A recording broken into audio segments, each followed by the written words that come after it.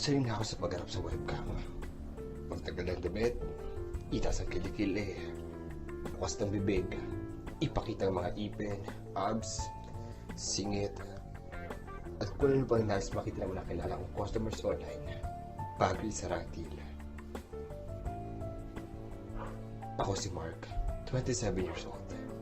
Isang mixed martial artist, moreno at medyo magandang hubog ng katawan. Dahil hindi naman stable ang kita ko sa MMA, natutunan ko trabaho bilang callboy o escort. Hindi ko alam kung ayun talaga ang tawag sa akin. Basta binabayaran ng serbisyo ko, binabayaran ang paggamit sa katawan ko. Bukod sa magandang hubog ng katawan, natutunan ko rin na importanteng panatiling mabango at malinis ang aking katawan sa tuwing harap sa mga customers. Sa trabaho ko, mahalagang maibigay ko ang kasasaya at ang pantasya ng bawat customer. May nakagaya ka ng icing na parang cake, pagsusuti ng edible na underwear, paliliguan, ikagapos, at kung ano na pa. Tumulad din ako sa iba na may checklist bago tuloy ang tanggapin ng trabaho. Checklist kung gusto mo ba ay submissive na susunod sa lahat ng nais nila, o dominant na uwawasiwas sila sa apat na sulok ng kama. Shave ba? O hindi? Spit or swallow? At kung ano na pa ang dapat kong malaman para mas masulit nila ang bayad nila sa akin. Hindi naman natin tinatanggap ko. Totoo nagpapabayad ako sa paggamit ng katawan ko. Ngunit, hindi din naman pwede na masyado akong pabala sa pusin. Lagi ko rin tinitiyak na safe sex. Dominant, shave, slow, at role-playing. Yan naman sa checklist ni Aaron. Customer na nakilala ko online. Tumagi ako na malaman ko na may kailangan akong suotin at kailangan kong umarte. Sa totoo lang, kaya kong makipag-romansahan. Pero hindi ko kayang umarte na parang nasa sa pelikula. Kaya sinabi ko na maghanap na lamang siya ng iba na kayang nais niya. Medyo makulit si Aaron. Nakita niya kasi nila sa mga larawan ko at sinabing tamang-tama raw ako sa hinahanap niya. Dahil medyo matas ang alok ni Aaron, pinag-isipan kong muli ito ng mabuti. Naisipan kong makipag-video call kay Aaron. Gusto ko lang makita kung anong klaseng tao ang gusto maging customer ko. Hindi ko kagad na mapayag sa Aaron. Ngunit sinabi ko na hindi ko tatanggapin ang alok niya kapag hindi siya pumayag magpakita. Nagulat ako na makita ko mukha ni Aaron. Chinito, maputi, at napakaamo ng mukha. Tingin ko ay kailan ko o mas bata pa sa akin sa Aaron. Decente at mukhang galing sa magandang pamilya. Hindi na bago sa akin na mas nakababatang customer. Ngunit nakakagulat na katulad ni Aaron ang magbabayad para sa servisyo ng isang callboy na katulad ko.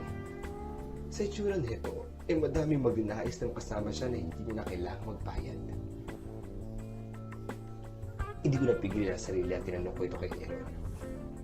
Unang beses pa lamang daw niya gawin ito at wala raw siyang nakikilala na willing gawin ng fetish niya. Hindi ko may paliwanag, ngunit sa mga oras na yun ay hindi ko nagawang tumanggi kay Aaron. Para siyang batang walang gagawin hindi mabuti. Kaya naman, napapayag na rin niya ako. Nag-request si Aaron na magsuot ako ng masikip na trunks at tumayo sa harap ng camera. Hindi ko na raw kailangan maghubot pa. Gusto lang raw niya na makita ang muscle sa buong katawan. Naisip ko, mas maayos na ito. Di katulad siya ba nakakulang na lang patuwa rin ako sa harap ng camera. Pinakita ko na ng kilikili, ang mga ipin ko. Nakasanayan ko na rin sa mga nakalipas kong customer. Sinabi ko sa kanya ang mga limitations ko. Nagdaman siya pumayag at sinarado na namin ang aming deal. Siya bumili ng lugar. Magkita na lang daw kami pagkatapos ng trabaho niya. Dahil bago sa akin ang roleplay, nisipan kong manood ng mga porn na ganitong tema. Sa mga napanood ko, naisip ko, magsusunod din kaya ako ng Aaron ng leather. May mga napanood ako na kinagkapos nila lahat ko. Mayroon ding nakatali at pinapatakan ng kantila. Nakakalibog at nakakatakot. Naisip ko kung ganito kaya gusto ni Aaron. Siguro naman hindi dahil wala naman sa itsura nito. Webis ng umaga, nagsimula na ako mag-ahit. Kasama kasi ito sa checklist ni Aaron. Nag-light workout at uminom na rin ako ng vitamins.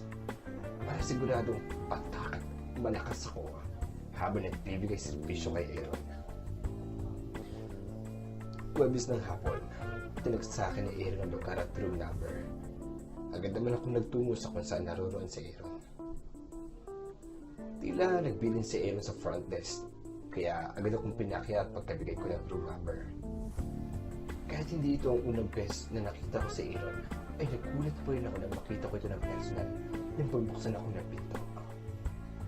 Halos hindi ako tinitignan ni Aaron at agad akong pinapasok sa kwarto. Sa unang pagkakataon ay tila hindi ko alam ang gagawin ko. Hinahayaan ko na lamang sa Aaron sa kung anong gusto niya. Gusto ni Aaron na mag-shower muna. Nilabas niya ang kanyang mga gamit mula sa kanyang bag at hinubad niya ang suot ng polo shirt. Maputi at napakakinis na Aaron. Mamula-mula tila napakalambot din ang mga tipos nito. Naalala ko sa checklist na Aaron na gusto niya ay dominant.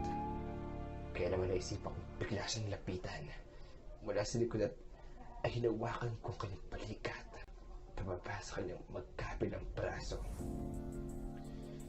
Gusto ko sanang mas maging dominant at itulak siya pasalta sa dingding. Ngunit nakita ko ang kulat na maamang mukha ni Aaron. Kaya naman, marahan ko na lamang siya sinandan sa dingding. Maigpit kong hinawakan ng dalawa niyang kamay sa itaas ng kanyang ulo. Hindi kaya nang Pilipinas si Aaron. Ngunit hindi ko rin makita sa mukha niya itong pagpayag. Ganun naman, sinulunan ko ng idampi ang aking mga labi sa kanyang mga labi. Napakalampad ng mga labi ni Aaron. Bagya ko rin naamoy ang amoy ng tubig sa hininga niya. Dito ko pa rin ang ilang sa mukha ni Aaron. Parahan kong nilagay ang palad ko sa pisngi niya, mapula ang mga ito. Parahan kong hinipas at sinabing, nagsipili at nag-shower ko bago pumunta dito. Marahan kong kinagat ang liig ni Aaron. Pababa sa kanyang tibtib. Nilawayan at nilinaan ko ang mga nipos niya at muling marahan ang kagat paakyat sa ilalim ng papa, paakyat sa mga labi niya. Halos hindi pa rin gumagalaw si Aaron. Namumula at tila batang naninigas lamang ito. Alam ko nakakaramdam rin ito ng ribog. Ngunit hindi ko alam kung bakit wala itong gaanong reaksyon.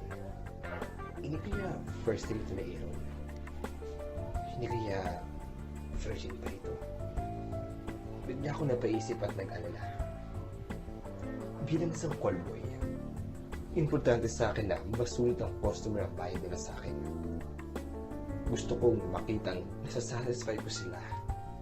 Para na rin mas marami ang makaalam at mas marami pang kumuha sa akin para sa magservisyo. Gusto kong makita sa maamong mukha ni Aaron ng libog. Bahagya akong bumaba at nilaan ang puso ni Aaron. Kasabay nito yung marahan kung hindi mas ang kanyang tsun-tsun. Dahil naka-boxers lamang ito, ay kapang-kapa akong tinitigas na si Aaron. Mas matakal at mas malaki ang patawan ko kumpara kay Aaron. Kaya naman madali ko siya nabuhat patungo sa kama. Marahan ko siyang inihiga at muli ko siyang pinaghahalikan. Mas matindi inahalik. Habang nilamas ko ang kanyang makinis na dibdib, ramdam ko mas tinitigas na ngayon si Aaron. Mas mapula na rin ang mga pisngi nito. Inawi ko buhok sa mukha ni Aaron upang mas makita ko ang mga mukha nito. Nakatingin lamang ito at hinahayaan ako. Kinagabayan ko mga palad ni Aaron patungo sa dibdib ko. dahan-dahan pababa sa aking tiyan. Pinaramdam ko kay Aaron pinaghirapan kong abs kaninang umaga noong nag-workout ako. Pinahimas ko na rin sa mga palad na air na chujun ko. Ang yun yung matigas na. Dalawang costume. Tanong ko kay Aaron. Habang nakaibabaw ko sa kanya. Maulamang ito. Tumigil kami. At nagtungo si Aaron sa kanilalagay ng kanyang dala.